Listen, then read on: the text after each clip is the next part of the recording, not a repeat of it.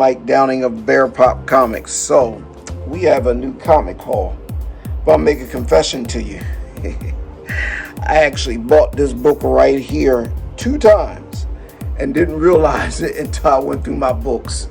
So, guess what's going to go on eBay eventually, which is that particular book. So, with that being said, let's get into this haul.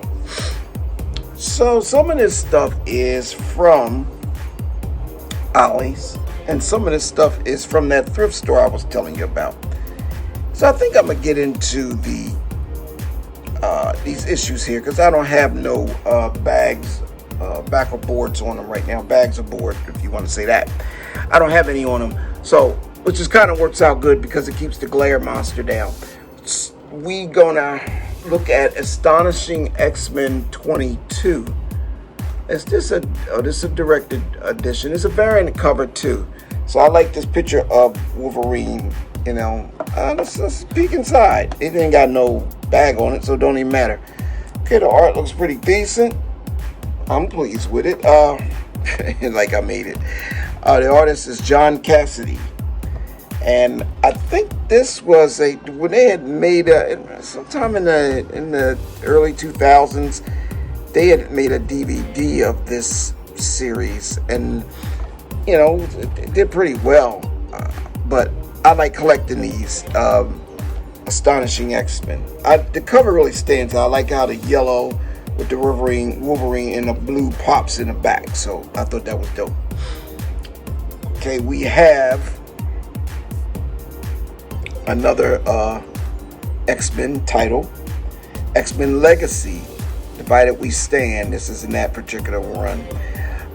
This is number 212, and I think this is David Finch that did this cover. Beautiful cover. He does really good work. I put him up there with Pacello. You know, he does really good work. Styles are totally different, but you know. Now I don't know if this is him inside. Let's see who did the artwork inside. So the artwork is Mike Deodato. I believe that's how you say his name. Yeah, Deodato. He's good. He's very good. So very handsome cover. Got this at thrift store, $1.99. Of course, I had to get the sticker off. I'm a pro at that, and I want to just keep telling them. And I hope somebody's watching. If you work for a thrift store and you're selling comic books, please don't put the stickers on the front of the book. The collectors look for these books. Really, nobody else. Collectors buy these books, and they don't want stickers all on the front of the books. Now, the condition of the book, I would say it is in good condition. You might could get $3 to $5 for it on eBay. You know, if I was to sell it, depending on the value of the book, if it's a key issue or not. So, you know, with that being said, let's move right along. We got Uncanny X-Men, Divided We Stand, $4.96. So I guess this storyline went over different X-Men issues. So this was one of them. I think I had this book in the past, and I probably sold it in a bulk, you know, which is cool because you always run back into them. The only time you start holding on to stuff is, you know, when the value starts to go up. Once again, this is good, very good art. I think it's the guy Deodato is in this one too. Let's open it up and see. And no, Mike Choi. Okay, he's decent. He's decent. So yeah, I felt like that was a great deal for $1.99. It's not, you know, too much damage or anything to it at all. Now this one was a little beat up. This was X Factor 29, and I remember this run they had started to change them up a little bit. It started to get a little bit less superhero-ish, and it got kind of like very adult, you know. Yeah, there's a lot of more. It got more grown up. The X Factor did. I didn't really follow this one too much. I don't know why. Just I was used to the old X Factor, but I pick them up because if I'm gonna sell them, I'm just gonna sell them. You know. Here's another one with let's see, X Factor number 21. This is the Endangered Species storyline. Very good cover, and I think it's David. I can't Raimondi and Riber. I don't know any of those particular team, but it looks good.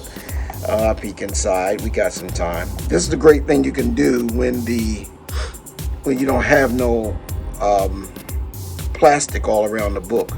So you can just open it up and stroll inside. Yeah, it has that very mature look to it. It's not like the older X Factors. I'm collecting a lot of these Punishers from the 90s, and this is when he underwent the plastic surgery, and he pops out as a black man. They were, I believe, the sales were dropping for Punisher, so they were trying to do dramatic stuff. But all in all, it's still a good book. That doesn't bother me what they did. It just was crazy when I thought about them doing it. And he's in prison. I think Jigsaw put him in, one of his main villains. So yeah, I think I have some other issues of that, so I got to check that out. We got a classic Batman. This was from I want to say the 90s. And let's see who's the team on here. Let's look and see who's the team on this book. Alan Grant, writer. Norm Bayaphobe. I don't know, artist. Look, it's good job. It's good job. Nice, simplistic comic book art, tells the story. I haven't read it yet, but I collect Batman. And finally, from that, well, no, wait a minute, there's more. No, wait, there's more. We have Teen Titans #1. Now, this guy here, jumping on the cover, they call him, I think it's Lord Dagon or something like that, but he looks too much like Morbius from Marvel Comics, Morbius the Living Vampire. And so I guess that was a ripoff of Morbius. Couldn't be no more obvious than that because he looks just like him. But hey, who am I to say anything? They got it out of there. They got it out there. And this book is featuring this character, Red Wing. So it was a #1 and it was pretty cheap. I think this came with my Ollie's run. So I said, that's a nice little, got those books for $4.99 in a pack. Couldn't beat that. We have, I'm getting a lot of these Green Lantern cores, which I don't mind picking them up.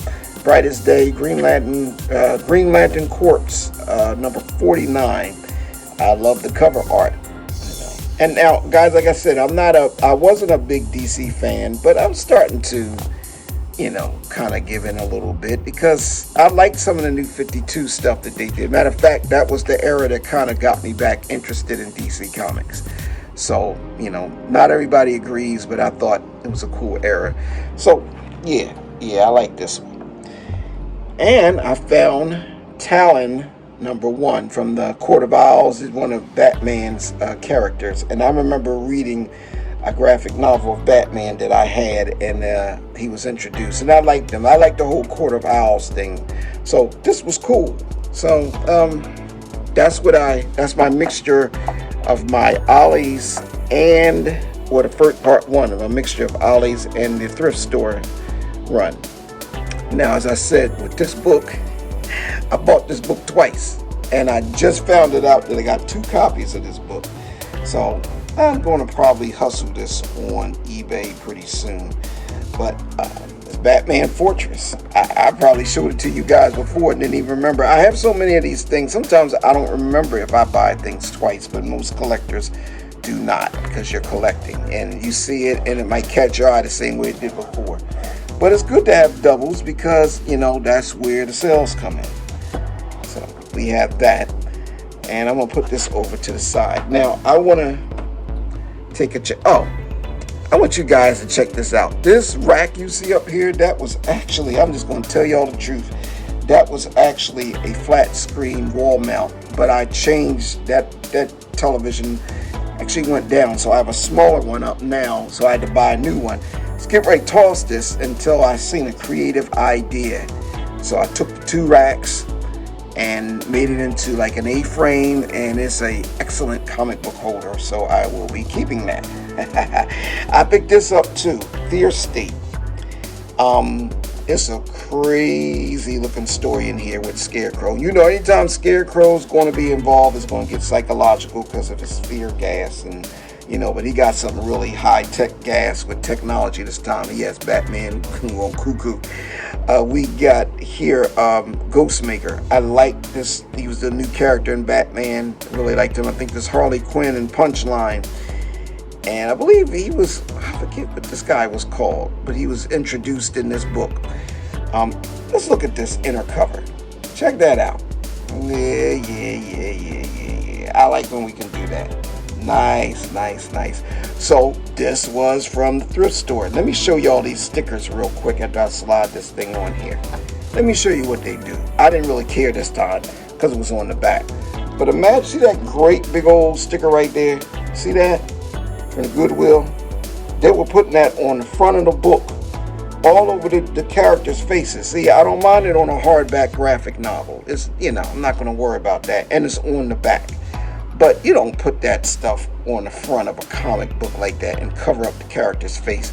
So these I left on. But I want to dig into this book. It looks very good. So we have another one. Let's slide this over.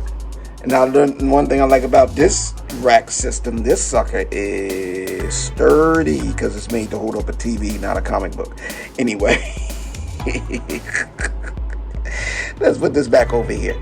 So this one was their Dark Designs, and I don't know what the inner cover looks like on this one. It ain't bad. All right, yeah. I like that. Let's see what the back looks like. Okay, so it's one continual picture. All right, so I picked this up, of course, at the Goodwill Thrift Shop. This was $6. $6. You can't beat $6 for a hard copy book. The original price probably when it came out was like 20 something, you know. So I like collecting these like these graphic novels and hard covers of Batman, because a lot of these books, you know, they came out so fast and you got to run through thousands of dollar bins to find them, you know. But see, when I get it like this, I can just read it all in one swoop. So yeah, I was a fan of that. So I got some stuff in the back. I don't know if Batman's going to stand up, but I don't care. If he falls down, you know. And let's see, let's pull this up. I think this came from OLLIES. So some of these are bagged and boarded. Got Turtles number Mutant Ninja Turtles, Teenage Mutant Ninja Turtles. What's the number on it? It's an annual 2023. Okay, I guess it's an annual, out of time. So, you know, just be interested to get into. I mean, interesting for me to get into. I found this lovely cover. Excuse the bag, because the bag got some stickers on it. So let's pull this off in the back. This lovely cover and really good condition copy of the Amazing Spider-Man number 57 from the Legacy run. Tombstone, and the new movie Tombstone is going to be one of his antagonists. So I think I might hold on to this, see where this goes, because sometimes they take from the older source material and sometimes they take from the newer stuff. So, you know, I thought the cover was dope, and I got it in the OLLIES pack, and it was in very good condition. I cannot complain. I would say it's like close to very fine.